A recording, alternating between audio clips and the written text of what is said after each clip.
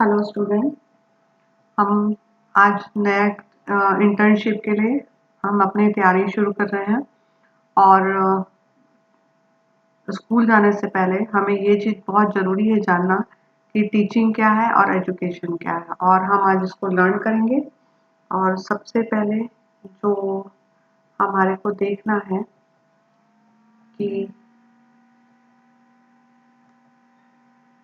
सबसे पहले इम्पॉर्टेंट है हमारे लिए टीचिंग, क्योंकि ये हमारा अब क्या हो गया है, एक प्रोफेशन बनने वाला है। आप चूंकि बीएड कर रहे हो तो बीएड करने के लिए टीचिंग इम्पॉर्टेंट होती है। ठीक है, तो जैसे हमारा जो सिस्टम है वैसा हम ये चीज़ को देखेंगे कि टीचिंग वाकई में का बेसिक क्या मतलब होता है और क्या हम कैसे टीचिंग को ऑब्जर्व कर सकते हैं और एजुकेशन को देख सकते हैं, दोनों का डिफरेंस देख सकते हैं। सबसे पहले हमको ये चीज़ को देखना है कि इसका अर्थ क्या है। अर्थ यानी मीनिंग। ओके, तो टीचिंग जो होती है वो, जब टीचिंग बोल रहे हैं तो ये एक इंग्लिश वर्ड है। ओके, हिंदी में इसको क्या बोलते हैं, शिक्षण। ओके, तो हिंदी इंग्लिश हम दोनों साथ साथ लेके चलेंगे ताकि दोनों स्टूडेंट लोग को प्रॉब्लम ना हो, ना इंग्लिश में ना हिंदी में। मैं इंग्लिश में लिख दिया हुआ है आपको, मैं हिंदी में आपको एक्सप्लेन करूंगी। जो चीज़ आपको क्लियर आउट नहीं होती है आप उस चीज़ को मेरे को फीडबैक देंगे। ओके, तो यहाँ पे हम लोग सबसे पहले देखेंगे मीनिंग। तो शिक्षण जो है या टीचिंग जो है, एक क्या है, एक सामाजिक प्रक्रिया। सामाजिक प्रक्रिया यानी कि आपका सोशल प्रोसेस। ओके, तो सोशल प्रोसेस कैसे है इसको हमको चेक करना है। जैसे हम एक चीज को नोटिस कर रहे होंगे आप लोग कि अभी हमारी नई शिक्षा नीति आई। ठीक है, पुरानी भी थी, वही प्राइमरी, वही मिडिल, वही हाई स्कूल, कॉलेजेस सारे थे। लेकिन अभी नई नीति आई है तो उसमें कई सारी चीज़ों को चेंज किया गया है। तो अभी हमारा जो सोशल एटमॉस्फेयर है वो एटमॉस्फेयर हमारी किस चीज़ को प्रभावित कर रहा है, हमारे शिक्षण नीति को। ओके, किसको प्रभावित कर रहा है, शिक्षण की नीति को। तो यहाँ पे एक चीज आपको नोटिस करना है कि कोई भी देश है, कोई भी देश है, उस देश का जो सामाजिक परिस्थिति होती है, जैसी वहाँ की शासन प्रणाली होती है या वहाँ की जो फिलॉसफी होती है, वो सारी चीजें किसको प्रभावित करती है, शिक्षण को और उसकी प्रक्रिया को। और वहाँ का जिस देश की जैसी संस्कृति, जैसा वहाँ का एटमॉस्फेयर और जैसा वहाँ की फिलॉसफी, फिलॉसफी यानी दर्शन, वो जैसा होगा वैसे वहाँ की क्या हो जाएगी, शिक्षण प्रक्रिया हो जाएगी। क्लियर हो गया यहाँ पे। तो ये चीजों को हम ये चीज करते हैं कि शिक्षण प्रक्रिया किस पे निर्भर करती है, सामाजिक प्रक्रिया। ये क्लियर हो गया आप लोग को। अब हम लोग एक चीज और देखेंगे कि इसमें जो इम्पोर्टेंट है वो ये है कि इसके डेफिनेशन से समझेंगे कि शिक्षण होता क्या है। तो गेस जो गेस के according teaching is an art of interpersonal, क्या बोल रहा है, इंटरपर्सनल। ओके, तो interpersonal influence aimed at changing the ways in which other person can or will behave. It means यहाँ पे क्लियर है कि एक एक ऐसा पारस्परिक, इंटरपर्सनल यानी पारस्परिक प्रभाव है जिसका उद्देश्य क्या है, चेंजिंग। क्या करना है, चेंजिंग, जिसका उद्देश्य है कि हमको दूसरे के बिहेव में परिवर्तन लाना है।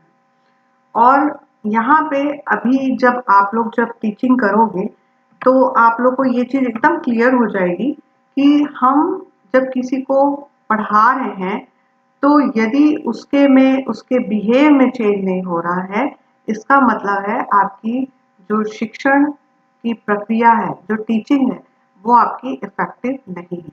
ओके, तो हमको क्या करना है, उनके व्यवहार में परिवर्तन लाना है, ताकि वो चेंजेस आए और वो प्रोग्रेस करे या वो समझे। ओके, तो यहाँ पे जब हम उसके आगे कैरेक्टरिस्टिक्स और नेचर को जब हम क्लियर करते हैं तो हम इस चीज को समझेंगे कि कैसे एक शिक्षण जो प्रक्रिया है या जो टीचिंग है वो कैसे किसी के बिहेवियर में चेंजेस लाती है। वैसे तो डेफिनेशन बहुत सारी है, लेकिन अभी हम यहाँ पे डेफिनेशन बहुत सारा नहीं लेंगे। यहाँ पे अभी हम कैरेक्टरिस्टिक्स और नेचर देखेंगे, जिससे हमको एकदम क्लियर हो जाएगा कि टीचिंग का वाकई में बेस क्या है। क्लियर? तो यहाँ पे हम सबसे पहले लेते हैं कि जब हम बोलते हैं इंटरपर्सनल इन्फ्लुएंस, इन्फ्लुएंस कभी कब होगा? जब वो इफेक्टिव होगा। तो सबसे पहला जो कैरेक्टर आता है टीचिंग का वो क्या आ जाता है? प्रभावित। ठीक है, अगर आपके पढ़ाने से या आपके कार्य से यदि कोई प्रभावित नहीं होगा तो क्या उसके में चेंजेस होगा? नहीं होगा। तो यहाँ पे सबसे पहला जो कैरेक्टरिस्टिक आता है कि वो प्रभावित होना चाहिए। ठीक है, यानी कि प्रभावशाली होना चाहिए। तो टीचिंग को अगर अगर हम एक एक तरीके से और भी ले सकते हैं कि टीचिंग एक ऐसी लर्निंग की क्रिया हो जाती है या अधिगम की क्रिया हो जाती है जो कैसी है? प्रभावित है या प्रभावशाली है। तो जब प्रभावशाली होगी यानी कि वो कैसी होगी? व्यवस्थित होगी। व्यवस्थित यानी कैसा होगा? सिस्टमेटिक होगा। क्लियर है? कब हम कोई काम को अच्छे तरीके से कर पाते हैं? जब वो कैसा होगा? सिस्टमेटिक होगा या व्यवस्थित होगा। तो यहाँ पे पहला कैरेक्टरिस्टिक्स क्या बन जा रहा है कि शिक्षण अधिगम की क्रिया को प्रभावशाली तथा व्यवस्थित बनाती है। ठीक है, क्लियर हो गया? शिक्षण अधिगम की क्रिया, यहाँ टीचिंग हम जब करते हैं तो हम कुछ ना कुछ इस चीज को सीखते हैं। सीखने को क्या बोलते हैं? अधिगम। तो शिक्षण जो है अधिगम की क्रिया को क्या बनाती है? प्रभावशाली बनाती है यानी प्रभावित करती है। और क्या बनाती है? व्यवस्थित करती है। तो टीचिंग का काम क्या हो गया? प्रभावशाली और व्यवस्थित करना। ओके, सेकंड हम कैरेक्टरिस्टिक्स ले सकते हैं कि ये जितने भी प्रक्रियाएं होती हैं इन सब का जब कोई चीज को प्रभावित हो रहा है, प्रभावशाली हो रहा है, व्यवस्थित हो रहा है और लर्न हो रहा है, तो यहाँ पे दूसरा सीधा रिलेशन किससे बन जाता है? आपके साइकोलॉजी से, यानी कि मनोविज्ञान। ओके, मनोविज्ञान यानी आप जब हम किसी को पढ़ाते हैं अगर वो प्रभावशाली हो जाता है और सिस्टमेटिक उसके में उसकी बिहेव में चेंज आ रहा है। यहाँ पे देखो आप एक चीज है, यहाँ पे अपन क्या कर रहे हैं? बिहेव में चेंज आ रहा है किसी पर्सन के। तो यहाँ जब बिहेव में चेंज आ रहा है यानी कि वो क्या हो गया? मनोविज्ञान हो गया। क्योंकि जो किसी की साइकोलॉजी को चेंज करना है तभी तो हो रहा है ना यहाँ प्रोसेस। तो यहाँ पे ले सकते हैं कि टीचिंग क्या है? वो समस्त प्रक्रियाओं का आधार है। का आधार क्या है? मनोविज्ञान है। मतलब टीचिंग किस पे निर्भर हो रही है? आपके मनोविज्ञान पर निर्भर हो रही है। क्लियर है? तो इसका नेचर और कैरेक्टरिस्टिक्स में एक अपन ये पॉइंट ले सकते हैं कि शिक्षण की समस्त प्रक्रियाओं का आधार कौन है? मनोविज्ञान है। ये क्लियर हो गया? नाउ अपन अब थर्ड पॉइंट चेक करेंगे क्या हो सकता है। टीचिंग को हम लोग दो तरीके से ले सकते हैं। कौन से दो तरीके से ले सकते हैं? इसके दो पार्ट्स अपन कर लेते हैं। एक कौन हो रहा है? एक सीखने वाला हो रहा है और एक कौन हो रहा है? एक सिखाने वाला हो रहा है। ठीक है, कौन कौन से पार्ट्स हो रहे हैं? पहला सीखने वाला और दूसरा हो रहा है आपका सिखाने वाला। तो यहाँ पे दोनों ही एक दूसरे से कोरिलेट है। तो टीचिंग के क्या हो गए? दो मेन पार्ट हो गए, एक सीखने वाला और एक सिखाने वाला। ये कौन है? अगर मान लो सीखने वाला नहीं है तो सिखाने वाला क्या करेगा? या सिखाने वाला केवल है, सीखने वाला नहीं है तो क्या होगा? ठीक है, तो इसका जो नेचर है और जो इसकी विशेषता है उसमें ये दो पार्ट होना जरूरी है। पहला एक सीखने वाला और एक सिखाने वाला। क्लियर हो गया? नेक्स्ट पॉइंट पे हम लोग देखेंगे कि नेक्स्ट पॉइंट क्या है कि शिक्षण और अधिगम ये दोनों एक दूसरे से क्या होते हैं? संबंध स्थापित करते हैं। कौन कौन? आपका टीचिंग और आपकी लर्निंग। ठीक है, शिक्षण और अधिगम। अधिगम यानी कि लर्न करना। ओके, ये दोनों क्या है? एक दूसरे से संबंध स्थापित करते हैं। एक दोनों के बीच में क्या है? एक संबंध है। वो कैसा संबंध है? अगर मैं टीचिंग कर रही हूँ, लेकिन अगर आप मेरे टीचिंग करने से आपको कुछ चीज़ लर्न नहीं हो रहा है तो कोई मतलब नहीं, या आप टीचिंग कर रहे हैं और कोई लर्न नहीं कर रहा है, या कोई लर्न कर रहा है और टीचिंग नहीं कर रहा है, तो कोई रिलेशन ही नहीं हुआ। तो यहाँ पे ये दोनों बहुत इंपॉर्टेंट है, टीचिंग भी और लर्निंग भी। तो दोनों के बीच में संबंध स्थापित करता है, ठीक है। उसके बाद नेक्स्ट हम देख सकते हैं कि टीचिंग का काम क्या है, ज्ञान को प्रदान करना। इसकी प्रकृति क्या है, इसका काम क्या है, ज्ञान प्रदान करना।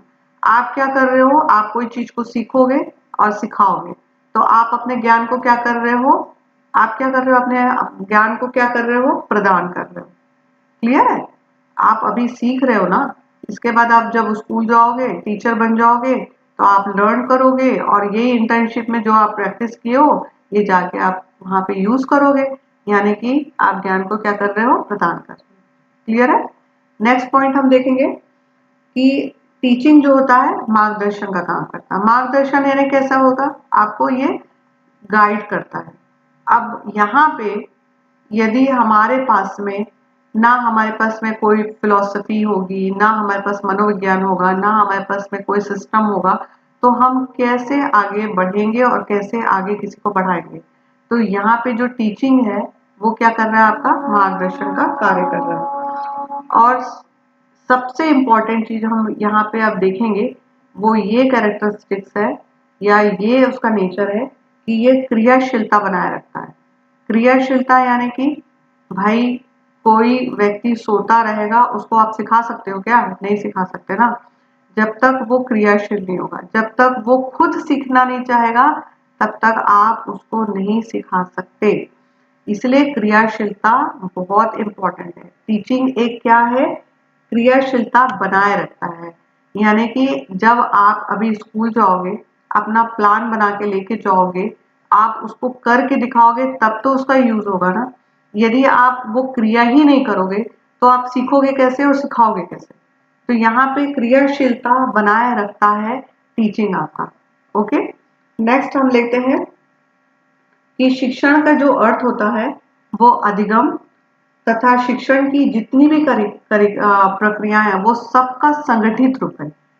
मतलब शिक्षण का अर्थ किस में ले सकते हैं, मैंने अभी बताया था आपको कि शिक्षण और अधिगम में संबंध स्थापित होता है। यदि दोनों में संबंध नहीं है तो कुछ भी नहीं होगा। तो यहाँ पे हम ले सकते हैं कि शिक्षण का अर्थ क्या होता है, अधिगम और शिक्षण की जितनी भी प्रक्रिया है, एक तो आपका अधिगम लर्न कर रहे हो आप, दूसरा टीचिंग में जितने भी प्रोसेस हो रहे हैं इन सब का अगर अपन संगठन लेंगे यानी एक ऑर्गेनाइज्ड कर लेंगे, तभी ये ऑर्गेनाइज तरीके से हम इसको जब एक रिलेशन बनाएंगे तभी वो क्या होगा, शिक्षण की प्रक्रिया का अर्थ प्रकट होगा अपने को। ओके, नेक्स्ट हम देख सकते हैं कि सबसे बड़ी बात होती है अगर आप टीचिंग करते रहते हो तो जो आपके स्टूडेंट होते हैं, ठीक है, वो कैसे होते हैं, कैसे होते हैं आप बताइए। वो लोग कैसे रहेंगे, एकदम एक्टिव रहेंगे और साथ में इंटरेस्टिंग, अपना इंटरेस्ट शो करेंगे। या आप बोल सकते हैं कि उत्सुकता, उत्सुकता मतलब उनको ऐसा लगेगा अरे आज क्या पढ़ाएंगे या आज क्या बोलेंगे, अब आगे क्या होगा। ये जो क्यूरियोसिटी होती है ये आपको छात्रों में देखने को मिलेगी जब आप पढ़ाने जाओगे। ओके, उसके बाद हम ये चीज को नोटिस करते हैं कि जो टीचिंग होती है वो आपकी किस किस से निर्भर करती है। एक तो आपके आर्ट, कला, दूसरा विज्ञान। विज्ञान और कला क्यों बोले हैं, अब इस चीज को हम क्लियर करेंगे कि कला जो होती है वो आपका एक वे ऑफ आर्ट है, कैसे आप उसको रिप्रेजेंट कर रहे हो, कितना अट्रैक्टिव बना सकते हो, कितना इनोवेशन में ला सकते हो और कितने अच्छे तरीके से उसको प्रेजेंट कर सकते हो। विज्ञान इसलिए बोल सकते हैं कि ये सिस्टमेटिक होता है। सिस्टमेटिक मतलब भाई आपको ऐसे नहीं है कि कहीं आप इंट्रोडक्शन दे रहे हो उसके बाद आप एंड कर दे रहे हो उसके बाद में फिर आप शुरू कर रहे हो, नहीं, एक सिस्टमेटिक तरीके से आप कोई चीज को रिप्रेजेंट कर रहे हो, कई नई चीजों को आप पूरा उसको ऑब्जर्व करके आप एक एक चीजों को कोरिलेट करके ही आप प्रेजेंट करते हो, और इसमें आप मॉडल साइंस सब चीजों को यूज करोगे, इसलिए ये विज्ञान है। विज्ञान का मतलब ये नहीं होता कि विज्ञान है, कला यानी कला है, ये नहीं है। विज्ञान का मतलब होता है सिस्टमेटिक, आप कोई चीज को प्रेजेंट कर रहे हो, उस चीज को और प्रैक्टिकली कर रहे हो और सही कर रहे हो। मतलब जो चीजें आप रख रहे हो, जैसे आप ज्योग्राफी पढ़ा रहे हो, तो ज्योग्राफी पढ़ाते समय में आप कुछ भी नहीं पढ़ाओगे, जो रिसर्च हुई है, जो तथ्य है, जो फैक्ट है, जो आज भी है और आने वाले 2 साल बाद भी जो बच्चे पढ़ने आएंगे वो भी ये चीज को जानेंगे ये बात सही है, या प्रैक्टिकली करके देखेंगे तो सही है। तो वो किस में आएगा? आपका विज्ञान में आएगा। मतलब आप जो पढ़ा रहे हो वो एक बेस है, एक तथ्य है, एक प्रूफ है, तभी वो विज्ञान कहलाता है। ओके, तो कला इज इन द सेंस आप उसको रिप्रेजेंट कर रहे हो, क्रिएटिविटी आ रही, इनोवेशन आ रहा है। तो यहाँ पे हम देखते हैं कि शिक्षण जो होता है एक कला और विज्ञान दोनों रूप में है। ठीक है, फिर नेक्स्ट देखेंगे कि ये कौशल युक्त क्रिया है। कौशल युक्त मतलब कैसे बोल सकते हैं, इसमें स्किल आप देखोगे। शिक्षण जो होता है वो पूरे तरीके से स्किल है। अभी हम आगे इसमें भी स्टडी करेंगे, लेकिन अभी फिलहाल आप ये समझ लो कि शिक्षण में स्किल युक्त क्रियाएं होती हैं। ओके, इसके बाद नेक्स्ट हम देख सकते हैं कि इसमें आप क्रिएटिविटी क्रिएटिविटी देख सकते हैं। इसमें आपका क्रिएटिविटी को क्या बोलेंगे? क्रियात्मक देख सकते हैं आप, इसमें शाब्दिक परिवर्तन देख सकते हैं। ठीक है, और एक देख सकते हैं सांकेतिक। ठीक है, ये तीनों चीजों को हम शिक्षण में देख सकते हैं। उसके बाद यहाँ पे इन सारी चीजों को या सारे डेफिनेशन और सारी कैरेक्टरिस्टिक्स और नेचर को हम लोग जब चेक करें, तो चेक करने के बाद में हम एक चीज नतीजे पे पहुंचते हैं कि एक्चुअली में इसको वन वर्ड में अगर बोला जाए तो इसको हम कैसे क्लियर करेंगे कि शिक्षण जो है वो हमारा क्या है। इसको इरेज कर लेते हैं।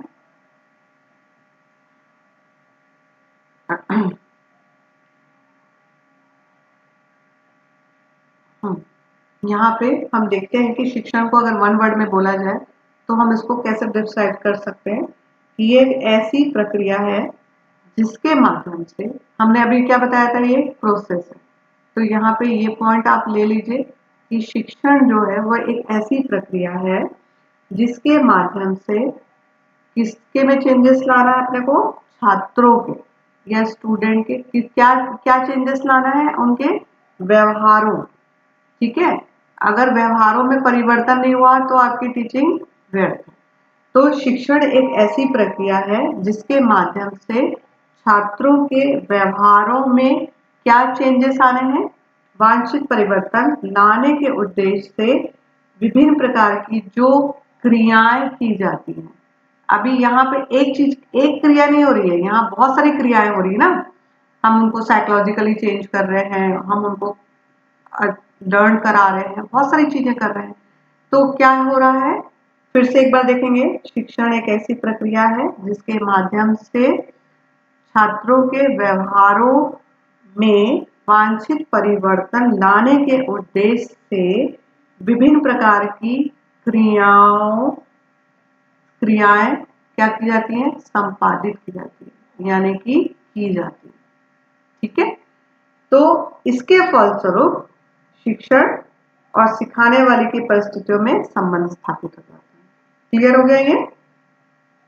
तो आप जब उसके कैरेक्टरिस्टिक्स को जान लोगे, और कैरेक्टरिस्टिक्स को जानने के बाद में आप एक चीज को और समझ जाओगे कि कैरेक्टरिस्टिक्स जान लिया अपन ने और नेचर जान लिया, तो यहाँ पे एक चीज क्लियर हो जाएगा कि आप इसकी जो विशेषताएं होती हैं, है ना, विशेषताएं भी एक ही होती है।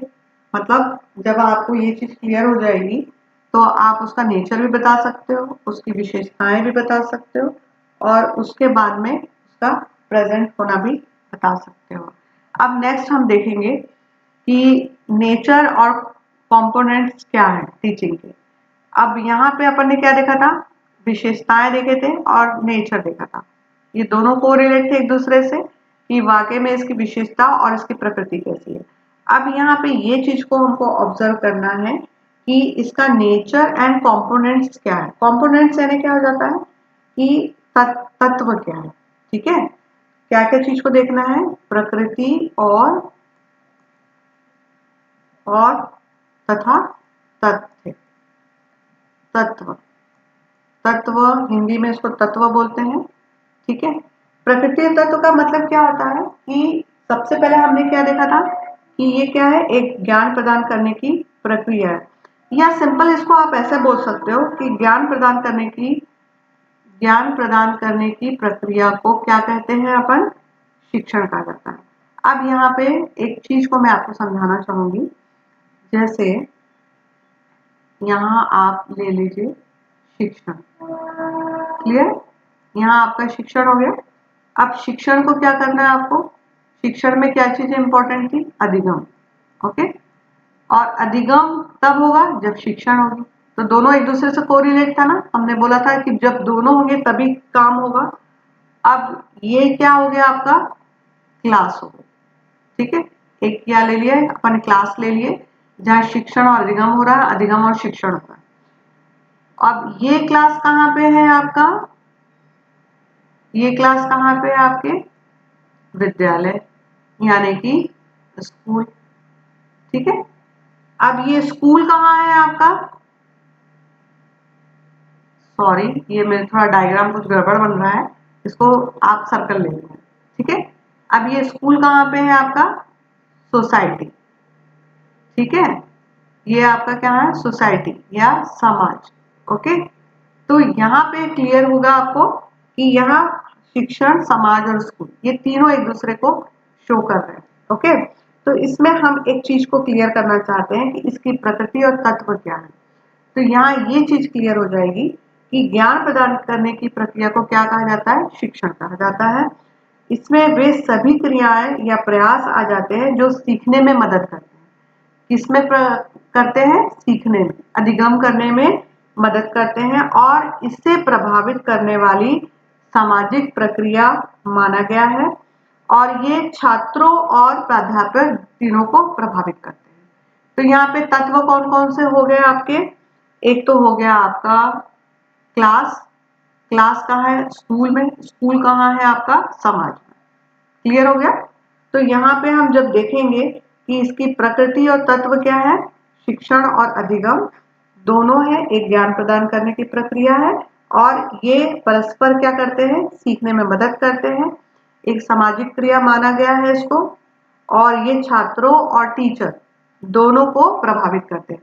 इसका मतलब हुआ कि एक छात्र जो होता है वो किसको, एक छात्र प्राध्यापक या आप बोल सकते हो टीचर, सिंपल में बोलेंगे अपन कि स्टूडेंट और टीचर स्टूडेंट दोनों एक दूसरे को प्रभावित करते हैं। क्लियर है, यदि स्टूडेंट बहुत अच्छे होते हैं तो टीचर भी बहुत अच्छे से पढ़ाता है, यदि टीचर अच्छा है तो टीचर स्टूडेंट भी बड़े अच्छे बन जाते हैं। क्लियर है, अब इस चीज को हम बाद में डिस्कस करेंगे कि ये क्यों होता है और कैसे होता है। ठीक है, यहाँ तक सबको क्लियर हो गया। तो आज हमने क्या क्या देख लिया, शिक्षण क्या होता है, डेफिनेशन हमको क्लियर हो गई, उसकी प्रकृति, नेचर और कैरेक्टरिस्टिक्स हो गया, कंपोनेंट्स और नेचर पता चल गया। ओके, नेक्स्ट अभी हमको, नेक्स्ट हम एक चीज को और देखेंगे कि इम्पोर्टेंस क्या है टीचिंग का। ठीक है, तो इम्पोर्टेंस क्या है इस चीज को हम लोग चेक करेंगे कि वाकई में टीचिंग का जब इम्पोर्टेंस हमारे समझ में आ जाएगा।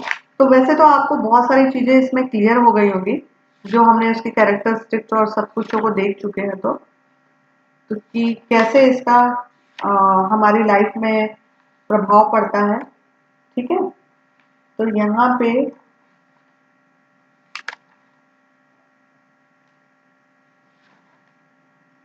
आप लोग इसको शॉर्टकट में एक बार लिख लीजिएगा और इसको